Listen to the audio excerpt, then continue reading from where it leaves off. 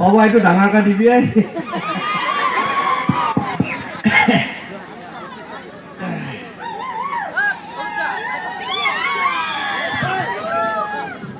সাংঘাতিক সন্ধিয়াত উপস্থিত হোৱা মোৰ হিয়াৰ আমঠু বুকে পিঠে শাল মাৰি ধৰা শ্ৰদ্ধা ৰাইজ, জয় জয়তে মই আপোনালোকলৈ আন্তৰিক আৰু শুভেচ্ছা ধন্যবাদ জ্ঞাপন কৰিছোঁ।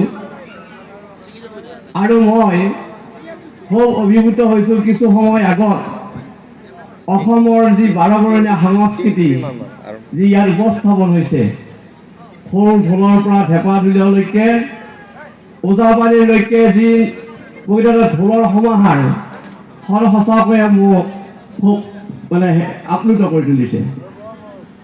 আমি শিল্পী নহয়, হেল্পা হেল্পি কৰি থকা ব্যক্তি বুলি কৈছোঁ।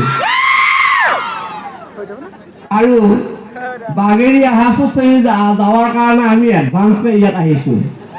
কাৰণ প্ৰথমতে কণ্টেক্ট কৰে গুৱাহাটী, তাৰপিছত কণ্টেক্ট কৰে সি পাল্লি আহিব যাব, তাক এটা ফোন কৰিছোঁ বুলি কয়। সেই গুৱাহাটী নোৱাৰাৰ পিছত আমাক লাগি বাগেৰি যায়, বাগেৰি যোৱাৰ পিছত আমাৰহে প্ৰগ্ৰেম নাথাকে। তিৰিবিলাককহে আমি শিল্পী বুলি পৰিচয় দি বিয়া কৰি আনিছোঁ। তিৰিয়াকৈ আপোনাক দেখোন মই একো অনুষ্ঠানতে যাৱা দেখা নাপাওঁ। গতিকে জোৰপে নাহক, এইবাৰ এটা কুকুৰা ভৰাই দি ধৰি ল'লি হ'ব। গতিকে মই সেইকাৰণে আজিৰ দিনটোত এই অঞ্চলৰ যি মৰম চেনেহ মোৰ আজিৰ জীৱন্ত সাক্ষী হৈছে। মই সোণালী জয়ন্তীত আহিছিলোঁ আৰু ইয়াত আৰু এটা অনুষ্ঠানত আহিছিলোঁ। সেইদিনা মোৰ দেহাজান নতুনকৈ বিয়া হৈছিল, পেটৰ বিয়া ল'ব নোৱাৰে। এটা ফোন আহিল, মই হঠাৎ যাব লগা হৈছিল। বাৰু যা নহওক, আপোনালোকৰ মৰম যি স্নেহ তাৰ কাৰণে মই ধন্যবাদ জনালোঁ। আৰু মোৰ কাৰণে যিসকল অপেক্ষা কৰি সেই সন্ধিয়াৰ পৰা এতিয়ালৈকে এই চকীখনত বহি চকীখনত কোনোবা বহিব বুলি ভাবি একেবাৰে পেচাব লগাৰ পিছতো একে টানি টুনি চেপি হ'লেও ধৰি যিসকলে আসন গ্ৰহণ কৰি আছে সেইসকলক মই আন্তৰিক শুভেচ্ছা ধন্যবাদ জ্ঞাপন কৰিছোঁ। তেখেতসকলে যে এনে দ ঠাইত যাতে বানপানী সৃষ্টি নকৰে। শ্ৰদ্ধা ৰাইজ, সময় বৰ জটিল সময়। গতিকে বৰ জটিল সময়ত মই আহিছোঁ আৰু আজিকালি বৰ সাংঘাতিক মই সেই বস্তুটো দেখাম। আৰু ল'ৰা ছোৱালীবিলাকৰ যাতে চকুবিলাক তেৰা তেৰি কৰি থাকোঁতে কাৰোবাৰ যাতে কেৰা হৈ নাযায়, তাৰ কাৰণে মই শুভেচ্ছা জনাইছোঁ। শ্ৰদ্ধা ৰাইজ, বৰ দীঘলীয়া নকৰোঁ, বহুত শিল্পী আহি উপস্থিত হৈছে আৰু এগৰাকী কৌতুক শিল্পীও আহিছে, তেখেতৰ লগত মই চিনাকি হৈছোঁ। এতিয়া মই যুগুতাই অনা এটা অসমীয়া বাতৰি, বিতং বাতৰি, মই গোটেই এই হেডলাইনকেইটাহে পঢ়িম, মই বিতং বাতৰি নপঢ়িম। তাৰপিছত দুই এটা কৌতুকৰে আপোনালোকৰ পৰা এই নতুন ৰাস্তাৰ যি একা পকা চকৰা বুকত নপৰোঁতে বিদায় লোৱাৰ আশাৰে প্ৰতিশ্ৰুতি দি মই আপোনালোকৰ পৰা বিদায় মাগিম বুলি ভাবিছোঁ। অহা বছৰ আৰু এই ভিডিঅ' তাত নামিবি বুলি কোৱাৰ আশাৰে। থেংক ইউ ভেৰি মাছ। জাপানী মাছ, চেঙেলী মাছ।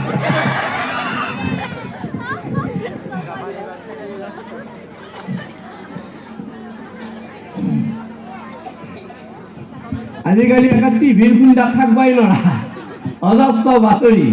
বাৰু যিয়ে নহওক, ময়ো দূৰদৰ্শনৰ বাতৰি এটামান লৈ আহিছোঁ, হেডলাইনকেইটা পঢ়াই দিম।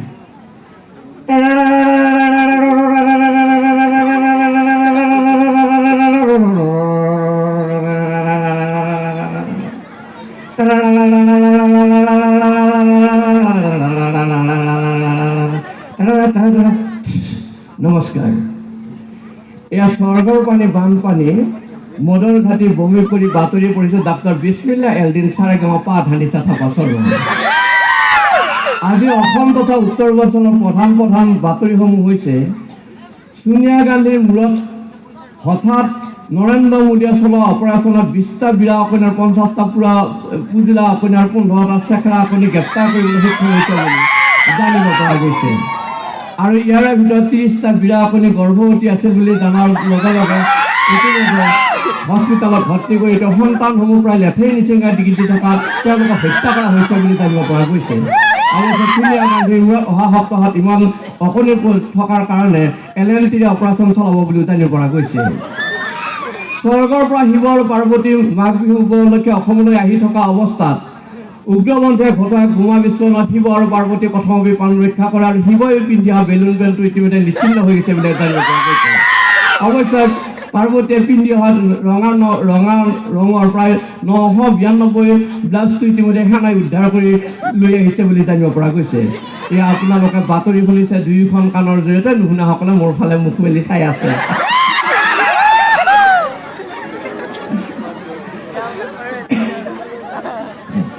ব্ৰহ্মপুত্ৰ নদীৰ শৰাইঘাটৰ দলঙৰ তলৰ পৰা আজি নিচেই ৰাতিপুৱাতে প্ৰায় 280 কিলো ওজনৰ এটা গৰ্ভৱতী চেঙেলী মাছ নিষিদ্ধ সংগঠনে অপহৰণ কৰি লৈ যায়।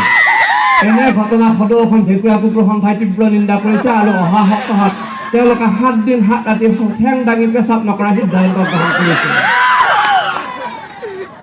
অসম চৰকাৰৰ প্ৰাক্তন মন্ত্ৰী বনফুল হুছেইনৰ নাকৰ ভিতৰত অসম চৰকাৰে শেহতীয়াভাৱে অভিযান চলাই প্ৰায় নাকৰ ভিতৰৰ পৰা এটা নাকৰ বাটত প্ৰায় 70 কেজি ওজনৰ পৰা নাকৰ সাখৰি জব্দ কৰাৰ লগতে আৰু আনটো নাকৰ পৰা প্ৰায় 10 কুইণ্টেল নাকৰ শিঙুন জব্দ কৰিবলৈ সক্ষম হৈছে বুলি জানিব পৰা গৈছে।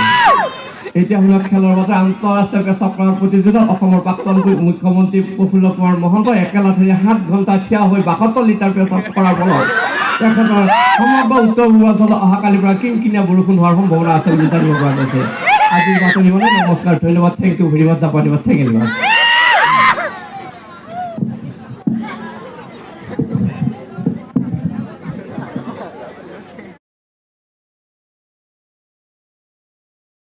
Ow.